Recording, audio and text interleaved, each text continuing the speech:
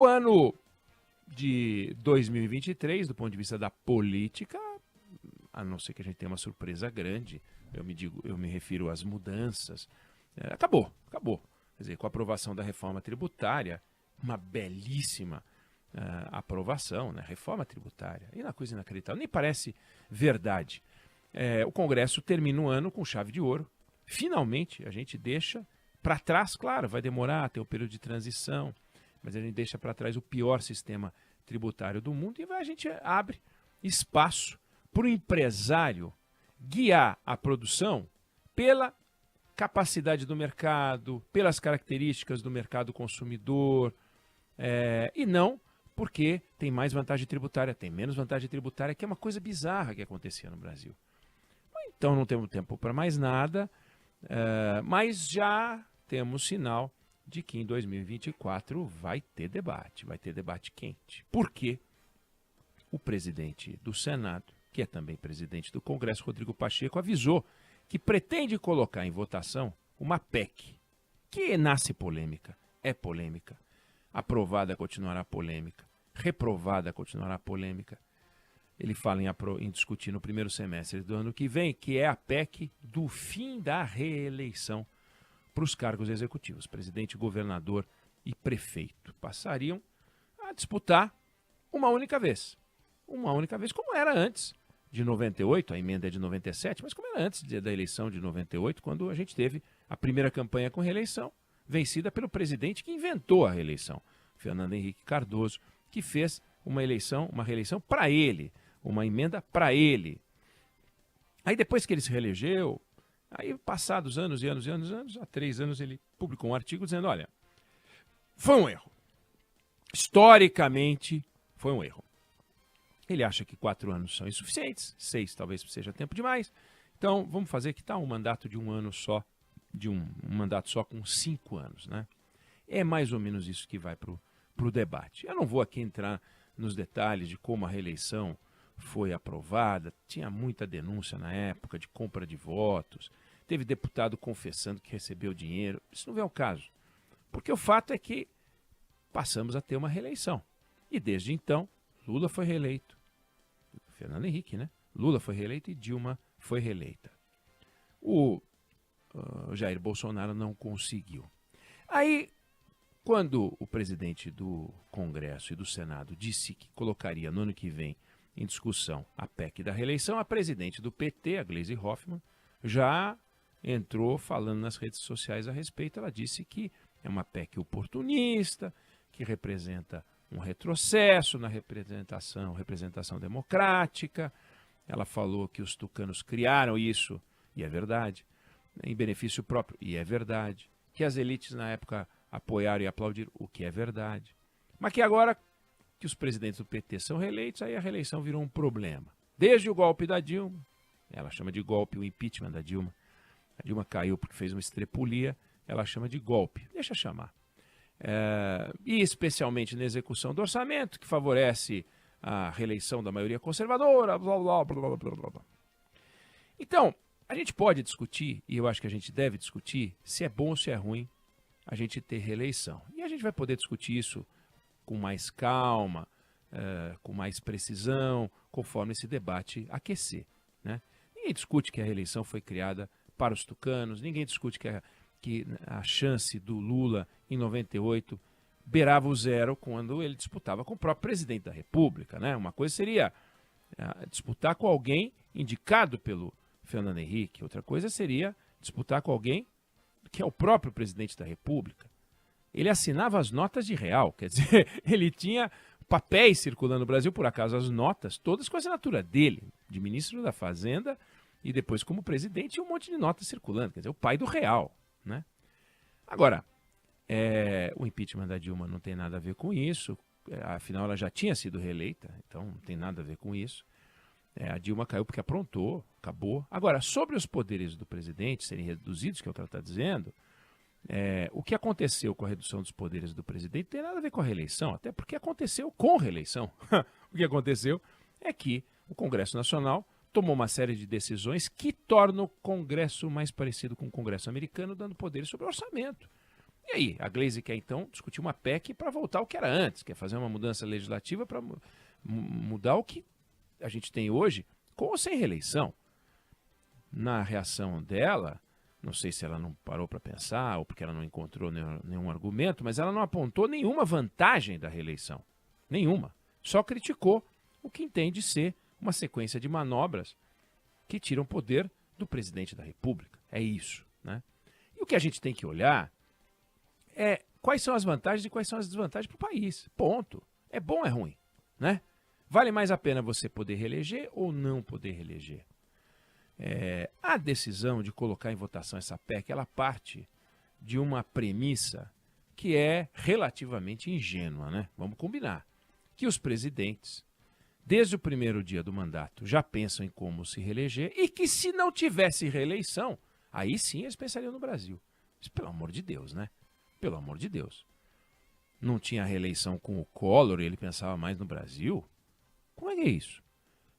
A reeleição ou não reeleição não faz um homem que tem espírito público ter menos espírito público e nem empresta espírito público para quem não tem, né?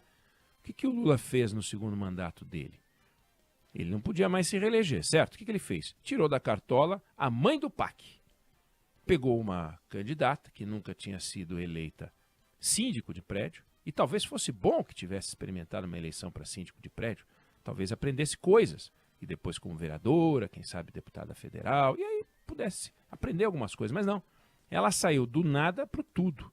Ela saiu de uma função que ela ocupava porque o presidente queria, não teve voto nenhum nisso, que ela virou ministra, e o Lula dizia que ela era a mãe do PAC, ela era responsável por tudo. Aí, Lula com aprovação alta, elegeu a Dilma. Onde é que está o excesso de espírito público aí? Ou como é que, sem reeleição, portanto, vão imaginar que o Lula só tivesse sido eleito em 2006. Olha o que ele fez, botou a Dilma. E aí? Com reeleição seria diferente? Entendeu? Ah, não, mas a Dilma conseguiu se reeleger. Sem reeleição, a gente não teria a Dilma. Tudo bem. Mas o Jair Bolsonaro não conseguiu se reeleger. Não conseguiu se reeleger. A Dilma se reelegeu. Foi um desastre para o Brasil a reeleição da Dilma, sem não ter a menor dúvida. Agora a gente vai fazer uma mudança na Constituição porque a gente escolheu mal? Como assim? Os americanos têm reeleição e isso não é um problema. Quando o presidente é ruim, ele perde. Donald Trump perdeu. Então, claro que tem críticas que são justas à reeleição, né? É óbvio que o candidato que disputa a reeleição tem uma vantagem incrível sobre os demais.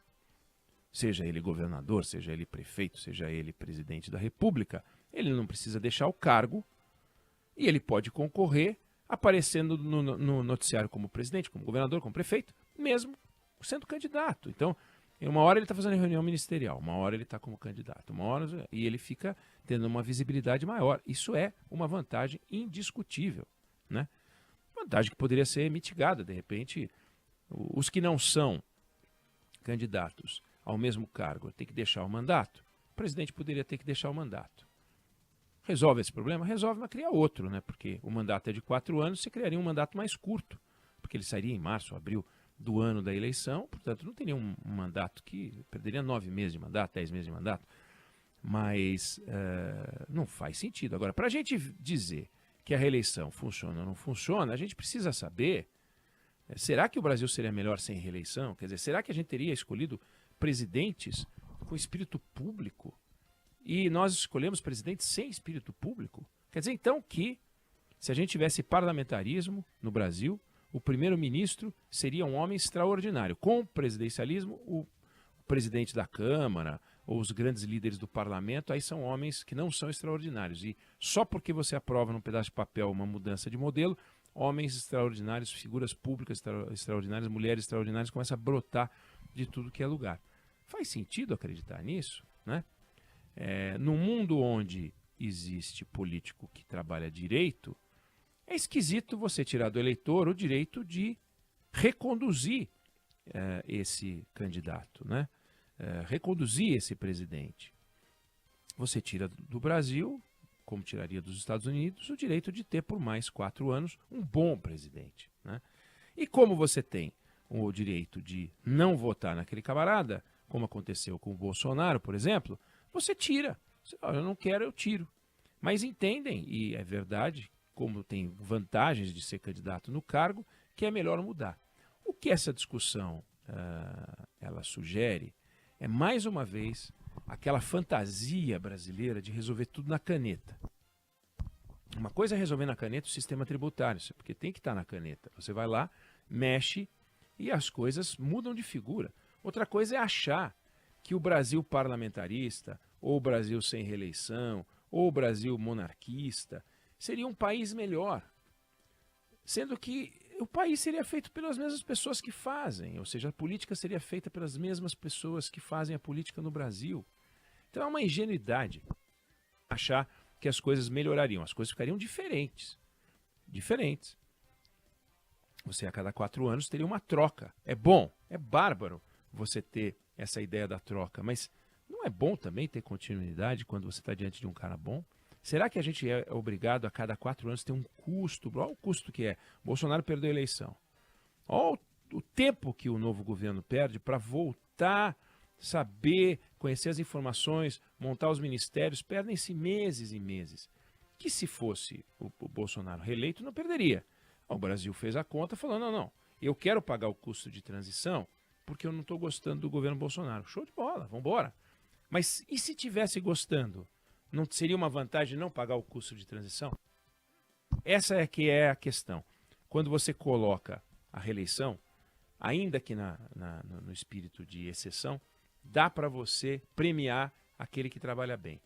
E você não vai conseguir premiar, nós vamos só lamentar. Puxa vida, esse foi um bom governo e não funcionou. Aí vão dizer, mas o governo, para encerrar, né? A gente vai voltar a esse assunto mais para frente, mas para encerrar, o governo, quando tem a reeleição pela frente, ele evita alguns temas. Ué, o presidente Temer, ele fez a reforma trabalhista, ele colocou em discussão mudanças no ensino médio, fez a lei de responsabilidade das estatais e encaminhou a reforma da Previdência. Ele não disputou a reeleição, mas ele poderia disputar a reeleição. Aí por razões outras, que a gente sabe, das denúncias que surgiram, que depois se revelaram todas infundadas, a chance dele eleitoral foi para o vinagre. E aí o que aconteceu, em vez de você disputar com um candidato que estava fazendo um bom trabalho, teve que inventar um outro, que foi o Henrique Meirelles, que tiraram ali, pega esse aí mesmo. É isso. Então você tirou do Brasil o direito de ter mais 4 anos de Temer, na minha visão. Outros vão dizer que é um absurdo isso que eu estou falando. Eu não sei se você concorda, se você discorda, mas a gente vai voltar a esse assunto, pode ter certeza. Mas essa é a minha opinião sobre esse assunto.